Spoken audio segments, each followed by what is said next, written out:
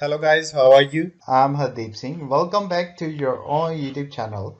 IELTS updates and recent exams. For more updates related to recent IELTS exam writing test topics, listening, reading, practice test, and speaking QCAT guesswork.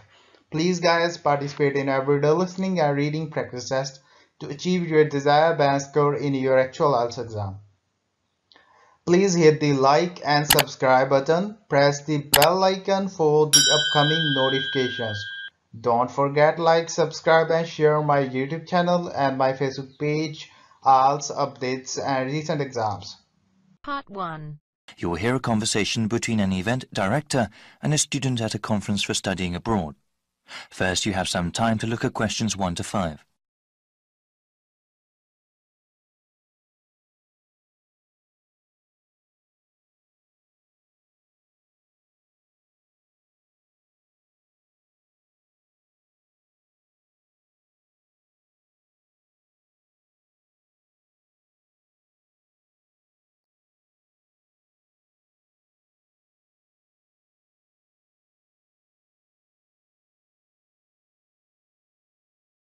Hi there, how are you? I'm glad that you came to the convention today. We have a lot of schools here today talking about study abroad programs. You can talk to them and find out which program works best for you. We also have a presentation called How to Prepare for University Studies. I recommend that you attend. The presentation starts at 9 a.m. and it will help you understand what you need to do before you go to university. It will take place in the Blue Room. Oh, the Blue Room? Where is that? Let me explain the schedule first. Then I'll tell you about where the events are. Okay, thanks.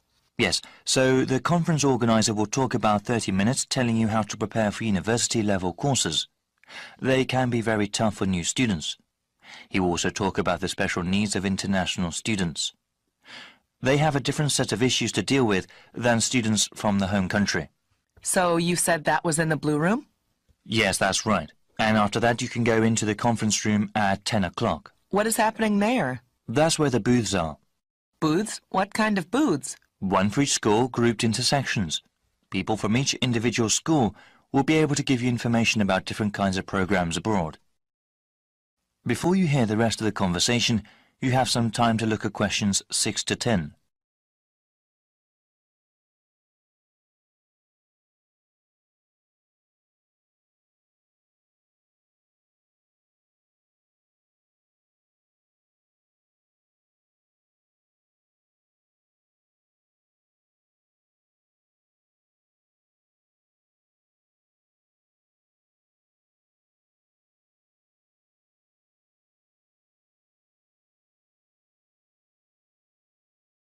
Now listen and answer questions 6 to 10.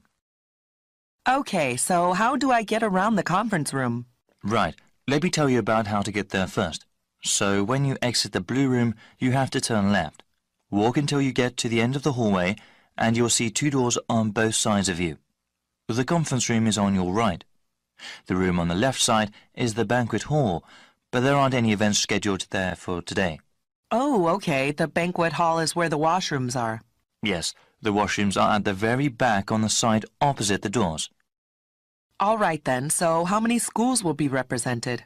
We have over 50 schools here today. Oh, wow, that's a lot. That's okay. I'll give you a brief layout.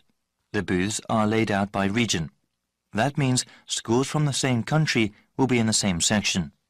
The first section you see when you enter the conference room are the schools from Australia. I see. That is quite a popular destination these days. What other sections are there? If you walk further on, the next section will have schools from Europe. Most of them are from England, but there are other countries as well. Oh, yes. Are there any places where I can get refreshments? Of course, talking can work up an appetite. Refreshments are available all the way in the back of the conference room, past the Australian and European sections. Thanks for all the help. No problem. That is the end of part 1. You now have half a minute to check your answers.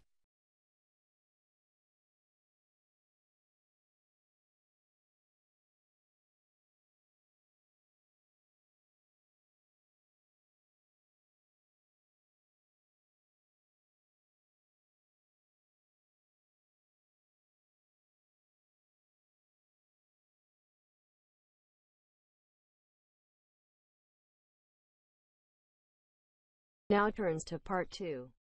You will hear a recorded message giving tourists travel information in a large city.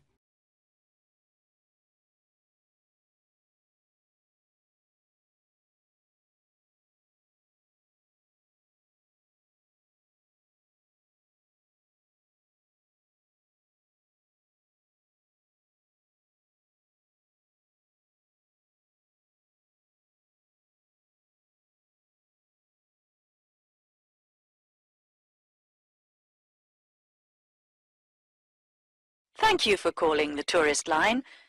There are many different ways of getting round the city, and we'd like to suggest some you may not have thought of. How about a city trip by boat? There are 4 main stopping points. From west to east, Stop A, Greenbanks, Stop B, City Bridge, Stop C, Roman Landing, and Stop D, Newtown. You can find the main booking office at Stop A. The first boat leaves at 8 a.m. and the last one at 6:30 p.m. There are also many attractions you can visit along the river. At Stop A, if you have time, you can visit the fine 16th century palace here, built for the king, with its beautiful formal gardens. It's very near the booking office. Now you can enjoy every corner of this superb residence. Stop B. Why don't you visit Tower Restaurant with its wide range of refreshments? This is a place where you can sit and enjoy the wonderful views over the old commercial and banking centre of the city. Stop C is the area where, in the 1st century AD, invading soldiers crossed the river. This was much shallower than it is now. That's why this area is called Roman Landing. There's an interactive museum to visit here, with a large shop which has a good range of local history books. At the furthest point of the trip, Stop D, the most exciting place to visit is the new entertainment complex with 7-screen cinema, bowling alley and video games arcade. Before you hear the rest of the message, you have some time to look at questions 19 and 20.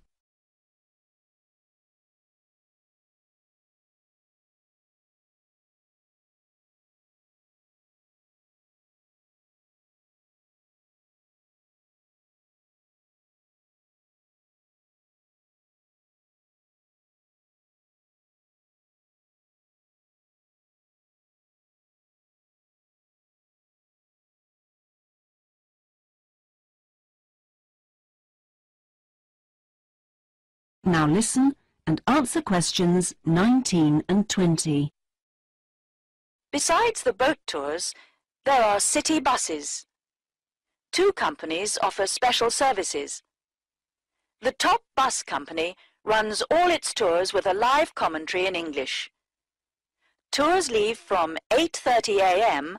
every 20 minutes.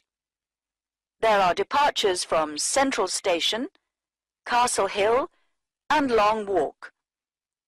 This is a hop-on, hop-off service, and tickets are valid for 24 hours. For further details, call Top Bus on 0208 944 7810. The number 1 sightseeing tour is available with a commentary in 8 languages. Buses depart from Central Station every 5 to 6 minutes from about 9 a.m., with the last bus at around 7 p.m. There are also number 1 services with an English-speaking guide. That is the end of part 2. You now have half a minute to check your answers.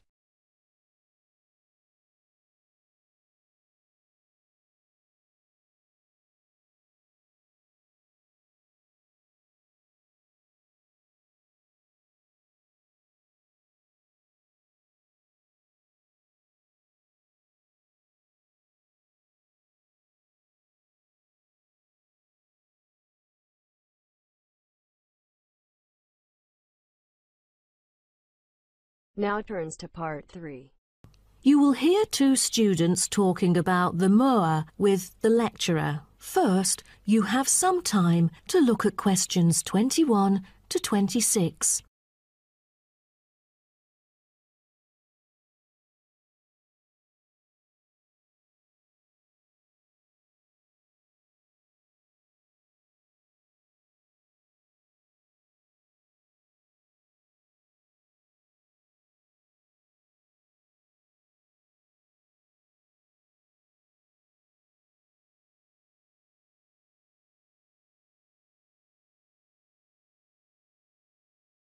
Now, listen carefully and answer questions 21 to 26.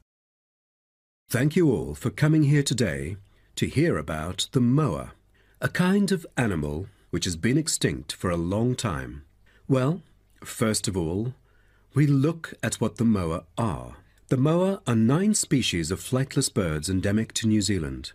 They were the dominant herbivores in New Zealand's forest, shrubland and subalpine ecosystems for thousands of years. But around 500 years ago, they all went extinct. When I mention extinct animals during ancient times, you may immediately think of dinosaurs, which disappeared around 66 million years ago. Fossils of dinosaurs, which we use to study, are large in number, but not many of those of moa remain, though both animals appeal to people today. So, the moa sound more mysterious now. But sir, I've got a question about these flightless birds. How can we distinguish them from other birds? That's a good question. Birds are commonly characterized by being warm-blooded, having feathers and wings, usually capable of flight, and laying eggs, while the flightless moa, until their extinction, were the largest birds in the world. Their heads are relatively small in relation to their bodies, and they are the only wingless birds lacking even the vestigial wings and substantial tailbones in their family. That's impressive, but were they born to be like that? I mean, when they were chicks? Yes, absolutely. So let's move on to the chicks.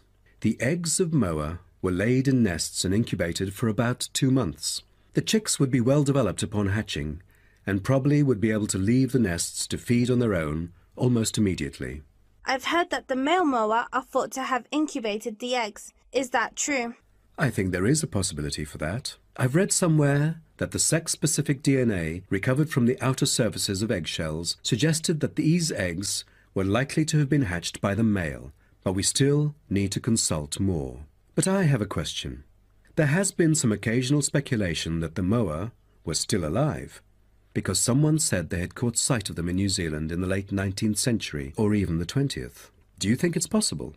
I'm not amazed by that, since that kind of thing has been claimed several times. But I find it funny because no reliable evidence of moa tracks has ever been found, and experts still contend that moa survival is extremely unlikely. So what was the reason for the moa's extinction? I wonder if it was global warming or some other factors related to their living environment. Well, before the arrival of human settlers in New Zealand, the moa's only predator was the massive Haas eagle.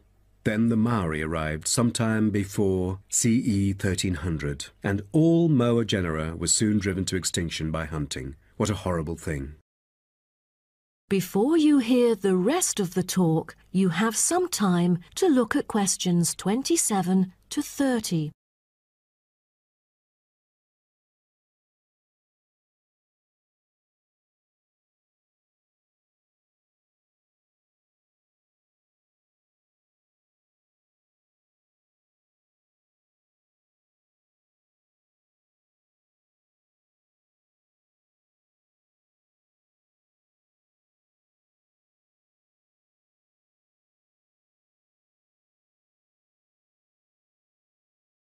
Now, listen and answer questions 27 to 30.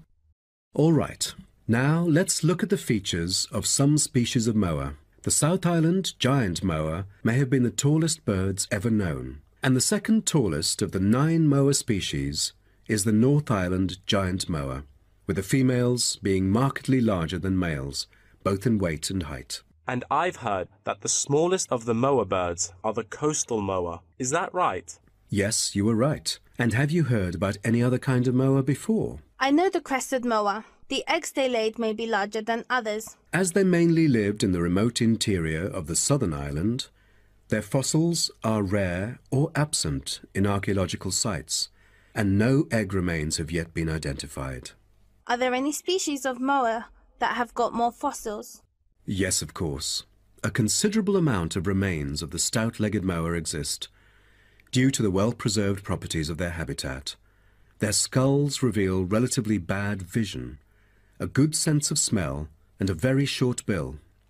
Then there is the eastern moa. They were remarkable in having very long and narrow windpipes, which probably enabled them to make louder, more resonant calls than those of other moa, and had the greatest vocal abilities, so they could communicate when they could not see each other in the forest or at night. They used a range of senses, apart from sound, in their search for food, such as their sense of smell and vision. That is the end of part 3. You now have half a minute to check your answers.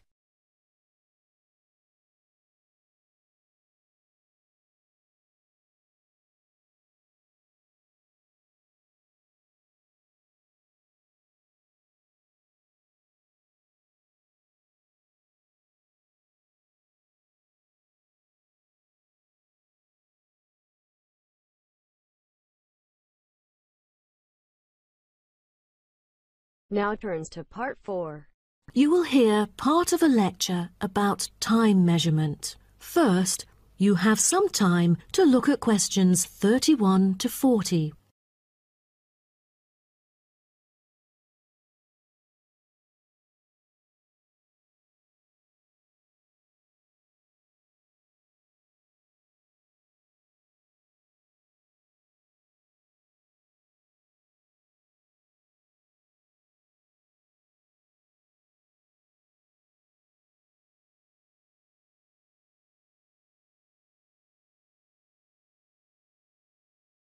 Now, listen carefully and answer questions 31 to 40. Good morning, everyone. Today, I'm going to talk about the research project I've been involved in on time measurement. Do you know how time is measured? Consider how we measure length and how, with time, we encounter a difficulty. Before we could grasp it, it would slip through our fingers. In fact, as we can see, we are forced to have the resource to measure something else, the movement of something in space or a set of movements in space. All the methods that have been employed so far really measure time by a motion in space. The measurement of time is no easy matter, a scientific unit only arrived at after much thought and reflection. As the most primitive form of measurement, the sun seems to be natural.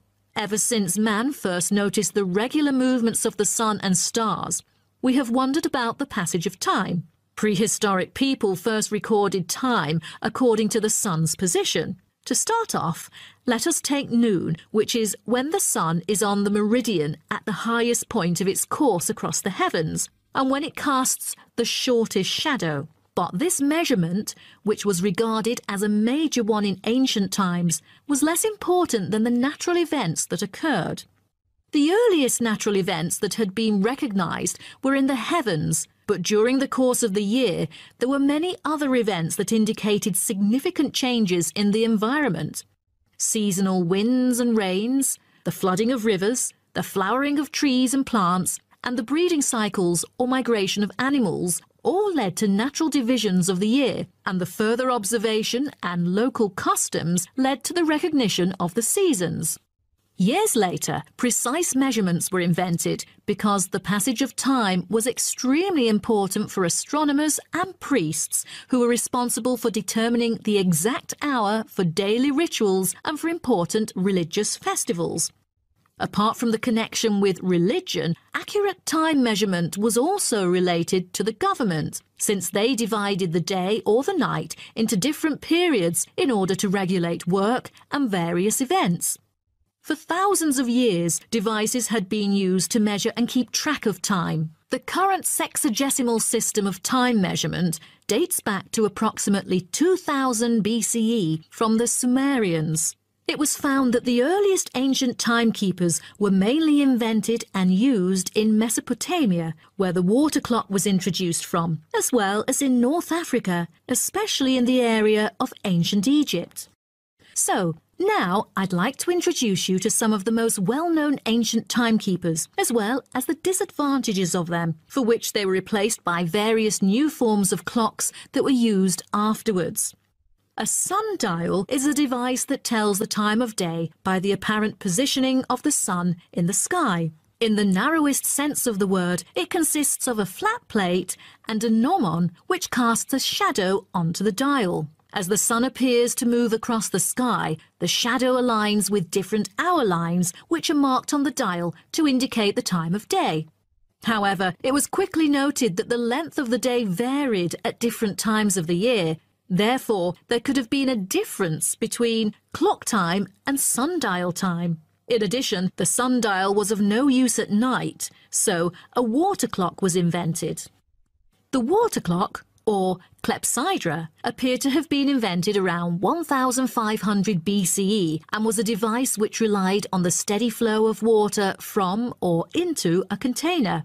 Measurements could be marked on the container or on a receptacle for the water. It was reliable, but the water flow still depended on the variation of pressure and temperature from the top of water in the container.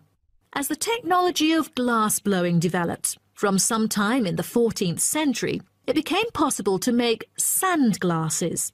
Originally, they were used as a measurement for periods of time like lamps or candles. But as clocks became more accurate, they were calibrated to measure specific periods of time. The drawback, however, as you can imagine, was the limited length of time they could measure. The last timekeeper to be introduced is the fire candle clock. Candle clocks took advantage of a simple concept, the slow and consistent nature of a burning wax candle.